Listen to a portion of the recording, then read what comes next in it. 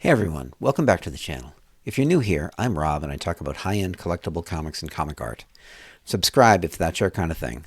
I love to talk about comics and I post 1 or 2 videos a week doing just that. This video is going to take a look at the highlights from the Paperboy collection auction from Landry Pop Auctions that closed today, April 22nd, 2025. I'm going to take a look at the books I covered in the original video, link in the description, and then add in a couple of other books that caught my eye. Let's get started. Action Comics number 10, CGC 5.5. I talked about there's foxing on this book in the preview, and the foxing seems to have dampened the demand for this book. I said in the preview that the estimate of $50,000 to $80,000 seemed conservative, as a 4.0 sold for $75,000 in 2015. That's 10 years ago. But this one ended up at $67,100, which seems like a disappointment. I get it. Foxing is kind of the gift that keeps on giving when you talk about paper collectibles. It's a problem and it doesn't go away, and we don't treat comics the way that you would other paper collectibles to stop the ongoing damage. So there you have it. Action Comics number 13, CGC 5.5. The estimate was $30,000 to $50,000. It sold for $46,360, which seems like a pretty good result. A 5.0 sold for $49,000 last year, so it's definitely comparable. Action Comics number 12, CGC 3.5. I didn't cover this book in the preview. It's a good result, I think. The estimate was $8,000 to $12,000, which turned out to be conservative. It did better than any comparables, in fact.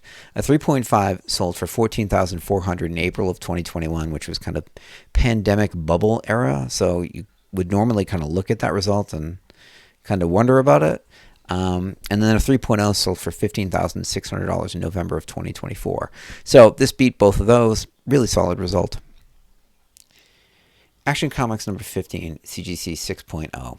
In the preview I said, and I'm going to just quote myself, "Just don't look at the back cover. There's some foxing and silverfish damage. The front cover presents really well. Estimate of $4,000 to $6,000. The question there is how much of a turnoff the foxing and silverfish damage will bring, because the number on the label would garner more than $6,000. It did go for well over $6,000. The last copy in 6.0 sold for $6,600 last year. This copy went for $9,760. Great looking book and a great result.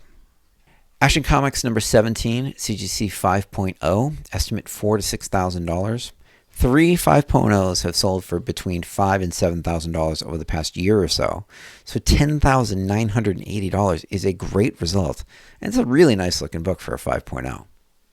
Action Comics number 23, as I said, an underrated book. First Lex Luthor.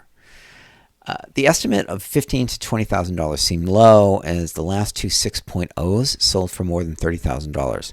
This 5.5 got $34,160, which is another great result and a great book. Action Comics number 25, CGC 6.5.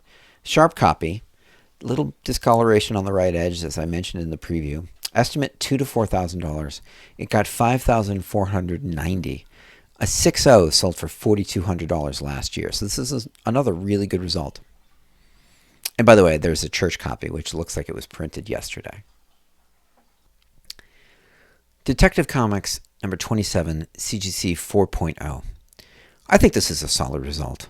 A 4.5 sold for $675,000, and a 3.0 hit $600,000 last year in 2024.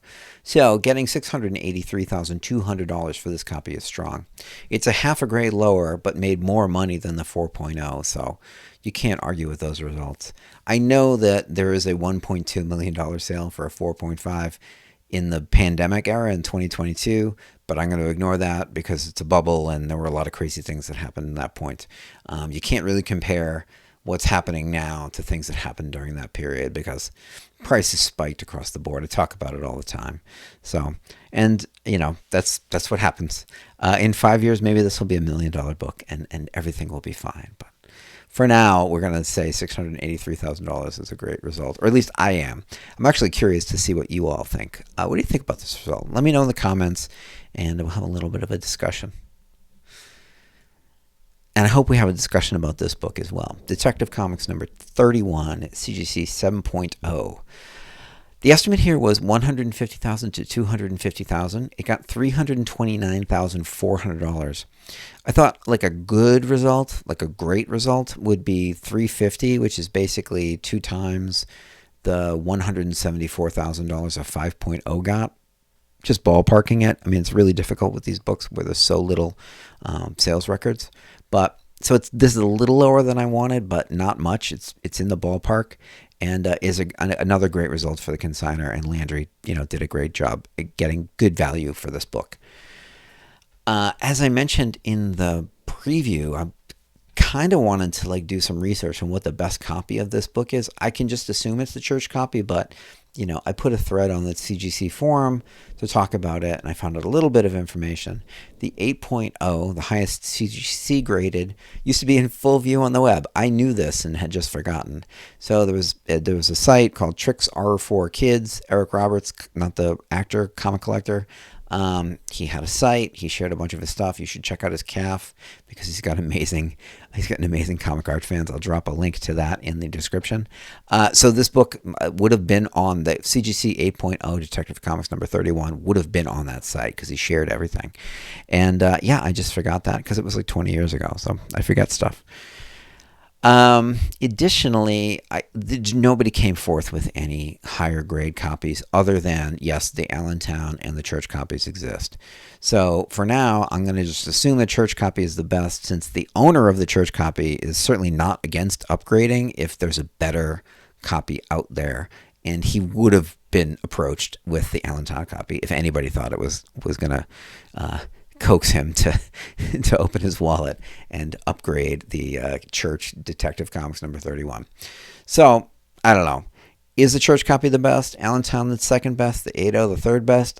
That's what I'm going to go with right now, but I'm going to continue to have conversations, and maybe someone will give me a definitive answer. There's also in that thread, there's a really interesting discussion as to whether a kind of hypothetical CGC 9.4 action number 7 or Detective Comics number 31 would be the first $1 million non-first issue, non-first appearance. Overstreet values the action number 7 more, but actually it's kind of, they're neck and neck, grade to grade in actual sales. So it's really interesting discussion there. And what do you all think? Would a 9.4 action number 7 or Detective Comics number 31 be worth more? And would both of them crack $1 million? I think so, but I want to hear what you think, because it's an interesting thought experiment. And also you get to kind of imagine seeing a 9.4 pristine, fresh, newsstand fresh Detective Comics number 31 or Action 7, which is kind of fun. So. And there you have it. This is a quick one, but it's a super fun auction. Like I said in the preview, it's like super fun. These books, just these like actions and detectives, were enough to get out of bed in the morning. Landry Pop Auctions did a great job promoting these books. They presented them really well across all channels, and they got top dollar for the consigner. Would I go to these guys first right now if I were selling a Detective Comics number 27? No, probably not. But this auction at least has proven that they're a viable option for high-end material, which is great for them, right? That's all they could ask for, is to prove that they can do this, because it puts them in a kind of another level, which is, what you want to be doing if you're an auction house. So kudos to them for pulling this one off. It's been a lot of fun to watch, and these results are great. I'll be back later this week with a special project. I can't wait to share that one with you. It's coming in from left field, but I think you're going to enjoy it. It's a little bit of data. It's a little bit of visualization. It's a little bit of discussion about the biggest, baddest, golden age key comic books ever of all time. The top 20. Awesome. And with that, if you haven't, please like and subscribe. I really appreciate it. I love you guys. It's a lot of fun for me to do, and I want to keep continuing to do it. And I want you to show up and watch some videos. So if you subscribe, you'll know when I put out some new cool stuff. And with that, thanks. I'll see you in the next one.